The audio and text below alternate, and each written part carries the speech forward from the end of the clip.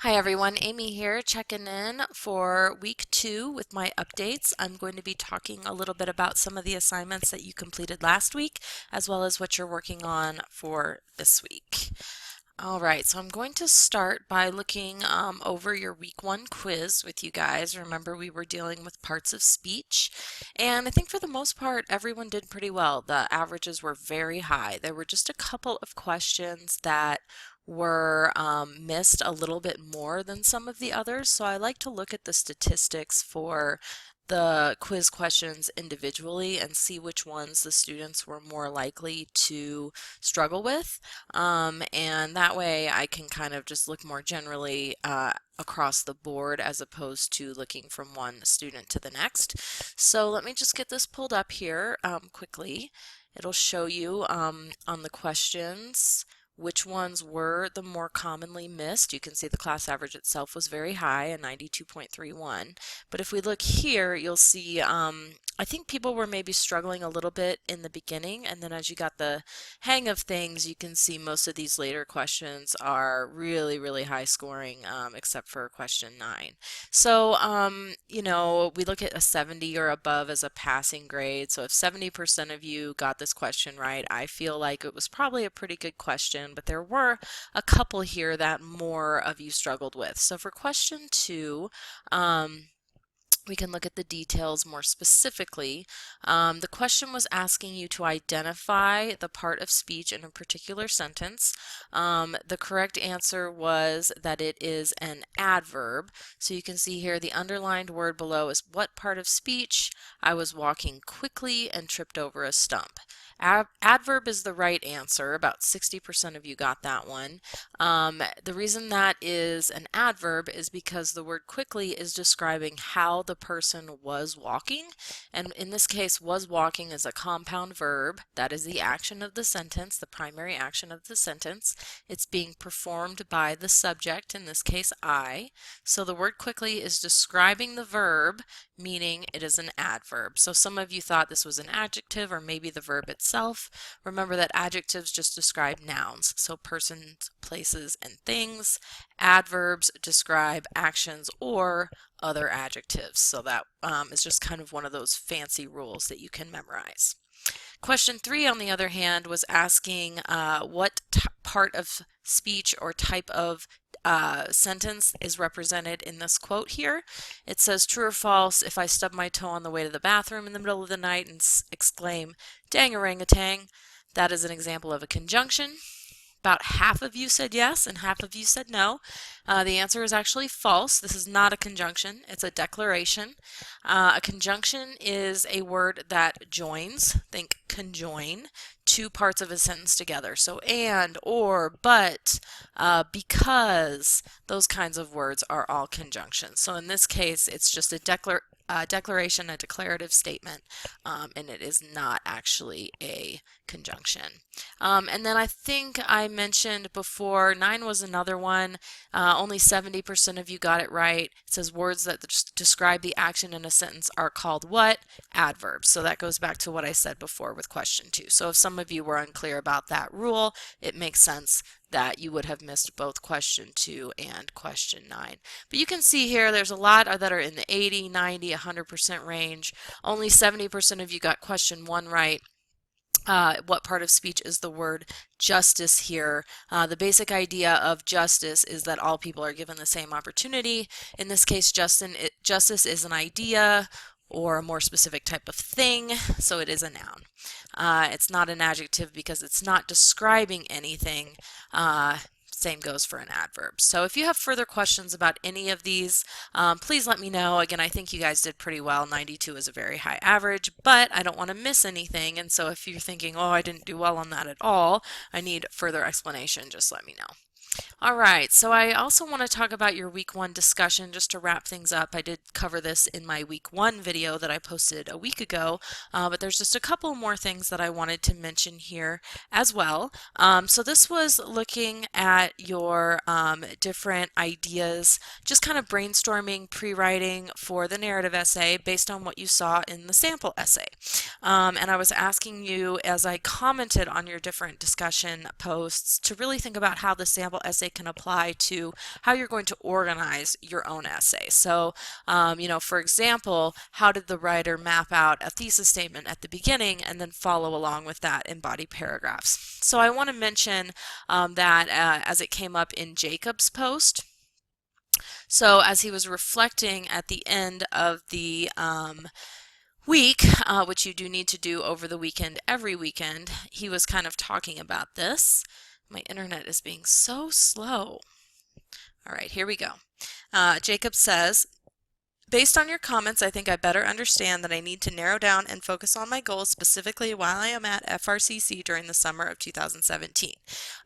Jacob is only going to be enrolled at FRCC in the summer of 2017, so that's why he's only focusing on this semester. He says, my goal is to increase my high school grade point average to prior to the start of my senior year, so I am a more desirable college football recruit. To help me accomplish this goal, I will enroll in and successfully complete 2 online Front Range Community College courses during the summer with no less than a B. So here we have a very appropriate statement for the scope of this assignment, because he's focusing just on his time at FRCC and he's got a very specific SMART goal. He says exactly what he needs to earn. That's measurable. There's a time frame. He would need to add some steps to achieve the goal for a true thesis statement, as we'll see in the week 2 discussion, but for the most part, this is an example of kind of where you wanted to be at the end of that week 1 discussion. The other thing I wanted to point out is that several of you in the week 1 discussion were posting your reflections at the end of the week in a separate thread. So I kind of brought this up as I was talking about your comments in my video last week. But for example, Jessica posted her reflection in an entirely new thread here. Jessica, you had a really strong reflection, and I appreciate the thoughtfulness that you put into that. But just for ease of access, I mean, this didn't affect your grade or your points or anything like that. In the future, just go to your own thread and post those reflections as a reply to your own thread. So along with just kind of wrapping up our week 1 discussion, I also want to talk a little bit about how I'm grading these discussions, because by now you've probably seen the grade that you got on your week 1 discussion. And I want to remind you that there is a rubric in the Getting Started module under our content tab in D2L that provides the actual rubric, which will break down the point values and how I assign those points as I am grading each of our weekly writing prompt discussions. So you can see here on the left hand side, it's kind of just the elements that need to be included, and then and how deeply you are applying the concepts of the course to the prompt. And then on the right hand side, it's more about how polished the writing is. Did you edit yourself? Is it more stream of consciousness, or is it actually got some structure and organization to it, and that kind of thing? Because I do want you to be thinking of these discussions as relatively formal writing. I mean, you should at least be editing, spell checking, those kinds of things, not just like a text message or something like that. So you can see here that a 10 is a pretty rare grade. I mean, that's 100%. You really have to be going above and beyond. I have that in there because there are some semesters where we just have 1 or 2 students who just post everywhere. They're in everyone's thread. They write pages and pages and pages, and so I want to be able to reward that by having that score as an option in there. On the other hand, you're still going to get an A as long as you are doing everything, doing it really well, providing at least 2 good comments, and being really thoughtful in your final reflection, as well as editing and kind of pruning your writing just a little bit there. An 8 is good across the board. You know, you have 2 good comments, you did a good job addressing the prompt, everything is pretty well edited, although you could go more in depth. And then 7 is you're kind of lacking something. So maybe you're missing part of the prompt, or maybe you are really not going very in depth with your comments to your classmates or in your final reflection at the end of the week, or maybe there's just a lot of grammatical errors that makes it difficult to understand. And then if you are missing any of those components altogether, like your comments or your reflection at the end of the week, you're automatically going to get a 6. And then if you're missing maybe more than one thing, then you're going to be at the 5 level or below. So I just wanted to remind you that this was here because I know those grades come in and sometimes it's like, oh, why did she give me an 8, or why did she give me a 9? And then you can always refer back to this. I just didn't want you to forget about that. And so I'll also talk about your week 2 discussion, which is currently ongoing. You know, I've read through and commented all of your initial posts. I think only about half of you have done comments to your peers. Don't forget those are due tonight, Friday night at midnight. And so this prompt for week 2's discussion was asking you to do really a lot of things. It was asking you first to format your writing in MLA style. It was asking you to develop your thesis statement. It was asking you to write the introduction that incorporates that thesis statement, and it was asking you to apply a strategy for introduction writing that comes from the PowerPoint that's included in the materials under content for this week. So the first thing was that SMART goal thesis statement. So your SMART goal needs to be very specific. I'm trying to give you comments about how you can make it more specific in terms of saying exactly what you're trying to achieve here at Front Range.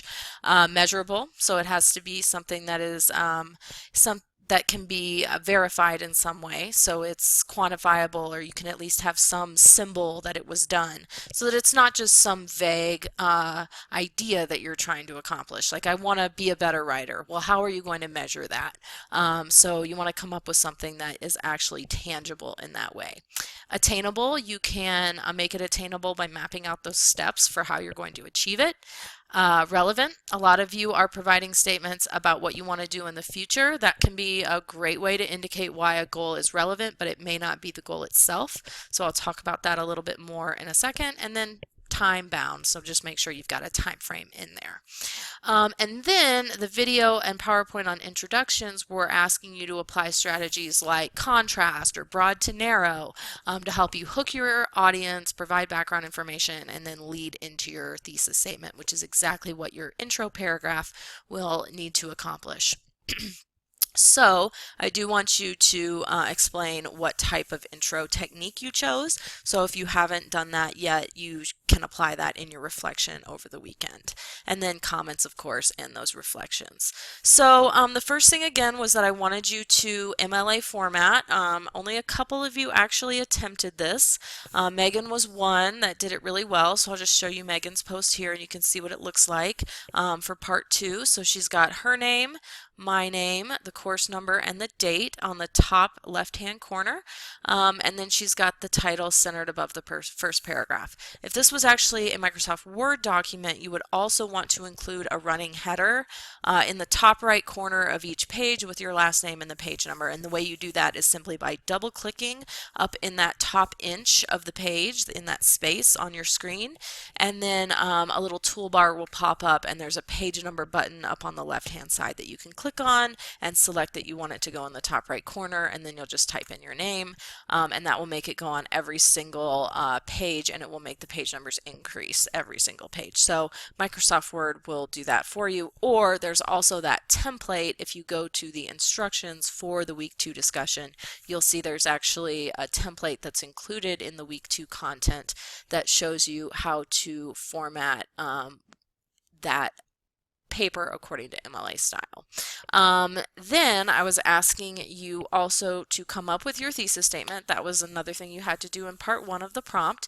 And I mentioned when I was referring back to your week 1 discussion that you want to make sure it's focused in terms of scope on what you're trying to achieve here at Front Range Community College. So for example, Gray here is saying, in order to be successful in my first college class, I will need to, etc., etc., etc. And because you're going to be writing 2 pages about this and you need to come up with some solid body paragraphs, just focusing on this one particular class might not give you enough material, or theoretically it just might be a little too limited to really achieve everything that the assignment is asking you to do. So I would encourage you to focus on your goals for your time at FRCC as a whole. Along with that, a lot of you are writing about goals related to your careers or your bachelor's degree or your master's degree that you ultimately want to go on and achieve. However, that's going to be a little too broad for the scope of this assignment because, again, it's 2 pages and you probably are going to have too much material to fit into 2 pages. So for example, David here is talking about getting his bachelor's in psychology. Well, that's going to be a 4-year goal at least before you get to that bachelor's, and you can't earn a bachelor's while you're at Front Range. And so in the interest of taking things one step at a time, I would encourage you to just focus on what you're trying to achieve maybe over the next couple of years while you're here at Front Range, and that way you'll have enough that you can fit it into the 2-page limit as well. Then the next thing that you need to make sure of is that your goal is actually formatted into the SMART format. So not only does it need to be an appropriate scope for a page of this length, you also need to make sure it meets all those criteria that I mentioned of specific, measurable, attainable, relevant, and time bound.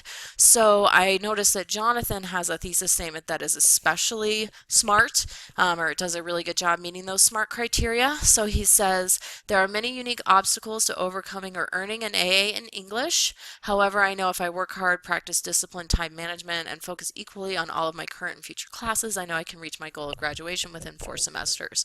So from this, we know there is a very specific goal. It is time bound because we have 4 semesters here as our time limit. There are steps to achieve it or make it attainable. We know it's measurable because the AA itself is something that he will have to demonstrate that he's accomplished this. And I think maybe the only thing that's really missing here is some statement of why it is relevant. Actually saying, you know, in order to achieve or earn my AA in English so that I can go on to a 4-year school or something like that, that would make it just a little bit more of the R in SMART as well. And then the rest of you, I tried to provide suggestions for how you could make your goals fit those SMART criteria a little bit more directly in each of my comments on your threads. The other thing that your thesis statement needs to do is map out subpoints. So a thesis statement always includes a main idea and subpoints. And then in your body paragraphs, you develop the subpoints with details, but you always connect them back to the main idea. So in this case, the main idea is your actual goal itself, and then the subpoints can take the form of those steps that you outline to achieve your goal. So Bethany's was one I wanted to point out for you.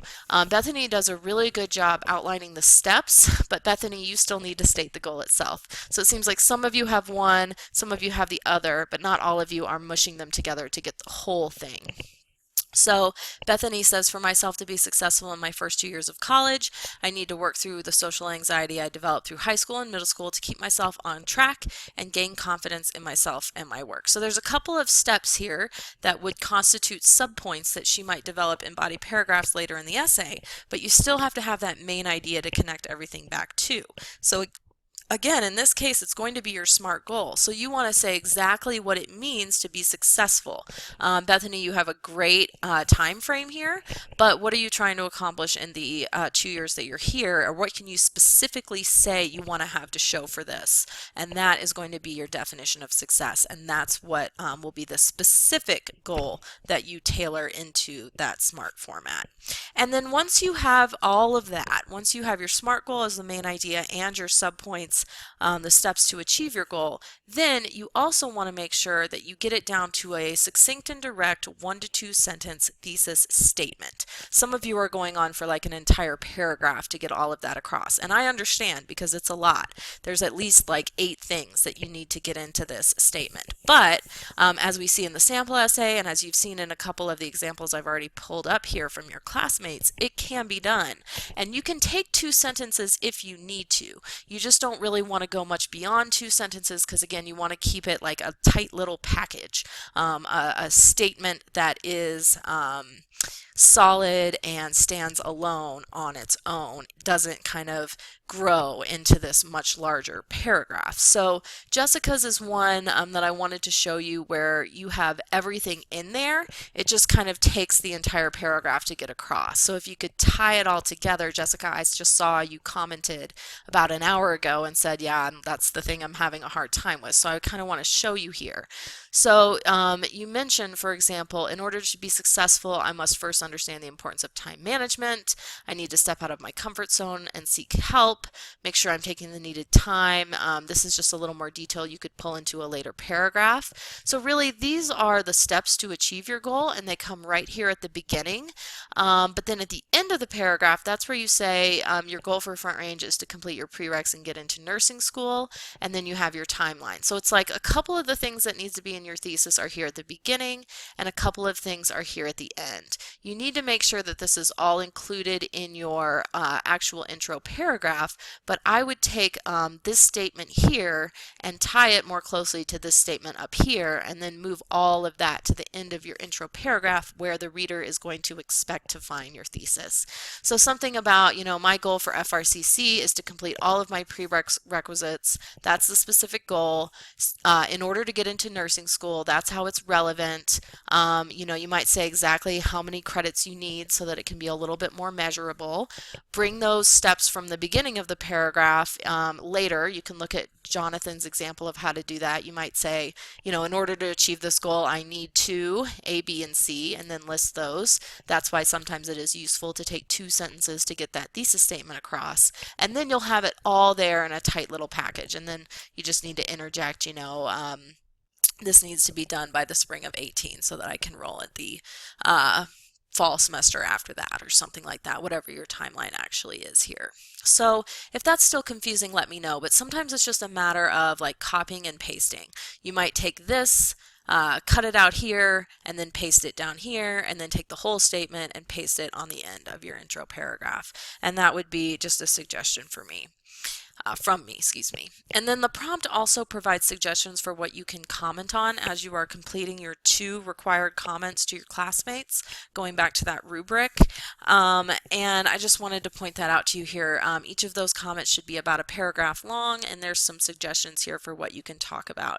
And then don't forget, at the end of the week, by Sunday night over the weekend, you need to do your final reflection, where you can just talk about what you learned, what you saw in other people's writing, and reply to the comments that you received at the end of the week. But I did want to point out a couple of stronger comments just so you know what I'm looking for as I am grading these assignments. So I thought that David had a really strong comment on Kendall's post. He is encouraging and friendly, but he's also got some suggestions that are actually constructive.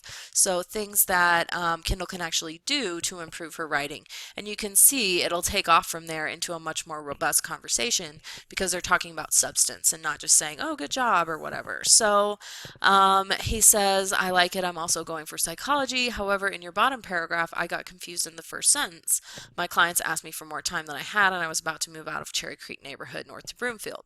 I didn't know who you had clients for till I read it later. Maybe stating that you were a massage therapist would inform your reader and give less confusion. Also, sorry to hear about your thumb. So this is a very constructive suggestion. He's saying, as a reader, I didn't know who you were talking about when you said clients because I didn't know until later that you were a massage therapist. So bring in that detail about massage therapy earlier into the paragraph and it will make more sense for your reader. So that's what I mean when I say like a constructive suggestion. Even though it was super friendly and not at all critical, it's just something else that the writer can do to better meet the needs of the reader, because that's what our goal really should be as writers. And then in reply, Kendall also gave David a really good comment. So she says, I thoroughly enjoy your enthusiasm. I also feel much the same way. I wanted to come out and read your thesis because of the shared interest, and the first read through I was like, awesome, but I couldn't think of any critique. So I went back to the instructions and came back to your writing, which is a really good strategy, by the way. The first 4 sentences might be a bit choppy. I feel you could smooth it out with different punctuation.